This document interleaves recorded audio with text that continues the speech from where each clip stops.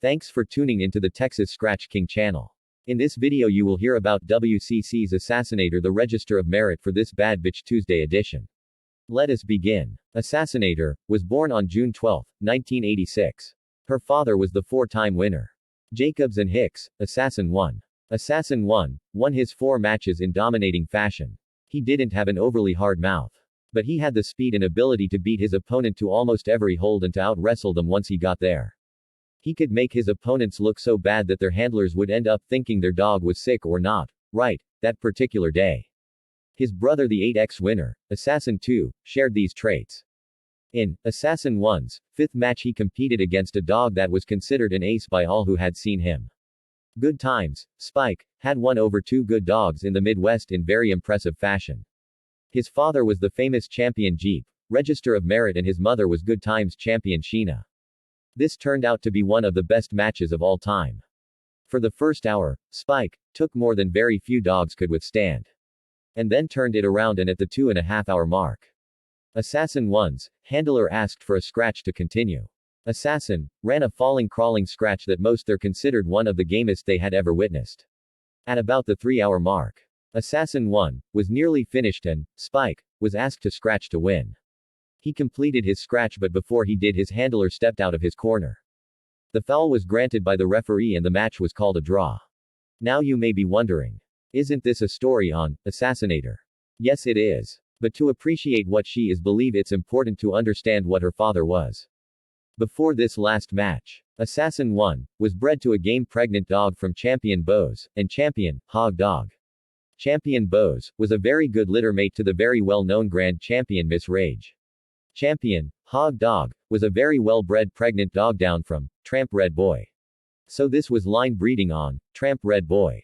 F. Jacobs kept Assassinator as his pick of the litter. She looked impressive in her schooling and was matched 3 times, off the chain. She inherited much of the speed and ability of her father along with a considerable mouth. This may have been the result of a hybrid effect or come from her grandfather Bose, as his line was noted for strong mouth. It was shortly after this that we first became involved with the Assassin dogs. We had worked fairly close with Good Times in the past. He was one who always had an eye for a good line of dogs and always wanted to try some new blood. He talked me into taking a trip with him out to F. Jacobs' place with the intention of picking up a couple of dogs from this line. We went out to South Carolina and came back with several dogs. A few showed promise, so we talked to Jacobs about getting some more. Jacobs was looking to get out of the dogs at this time and offered to sell us Assassinator. We had seen her when we first went to his place, but he would not discuss selling her at that time. Now he was willing to sell her bred to Assassin 2. I've no doubt that part of the reason he was willing to sell her was because he knew we would take good care of her. At the same time that we went to get Assassinator, we went to the Carolina Kitten's place and bought Devil Deacon, now and Register of Merit producer. While we liked Assassin blood, we thought we needed some tight Red Boy blood to breed back to it to get the type of dog we wanted. The first time Assassinator came into heat, we bred her to Good Times Josh, a 2-time winner and brother to Champion Sheena, the pregnant dog that produced the Spike dog. He basically bred down from some old Corvino blood mixed with Champion Rascal and Buster blood. Josh was an excellent dog, and while this was pretty much a complete outcross, these turned out to be some very good dogs. The next time we bred Assassinator, it was to Deacon. Deacon was checked out in an off-the-chain roll in such impressive fashion we turned down $5,000 for him after the roll. Assassinator, or Natter, as we called her, gave us a litter of 11 pups and raised them all. It's interesting that we had trouble selling them. Probably because potential buyers didn't really know about the Assassin dogs at that time.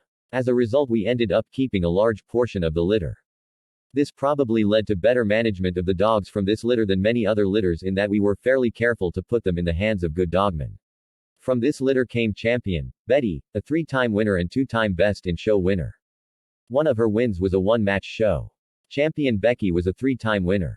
All over top competition. Champion Doris dead game in her 3rd. Champion Ben Aid, a 3-time winner. All his teeth were gone by the time he was shown for his first match. He was also dead game in his last match. Besides these champions, there was several other good dogs in this litter. Bart's BB won and lost her 3rd to DSK's Choo Choo Crybaby, a very game 1-time winner. Carrie was very impressive in her schooling but was held back for brood. Another pregnant dog lost all her teeth at a young age and was kept for brood. Another male got off his chain at his owners. There was also 2 other males in this litter that quit.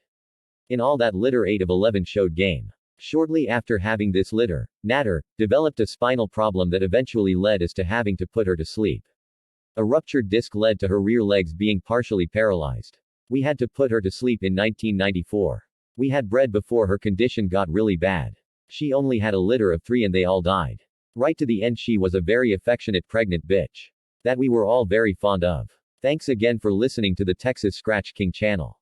Please don't forget to subscribe, like and share this video. Until the next time, my friends, as we always say, never submit to life and keep scratching every time.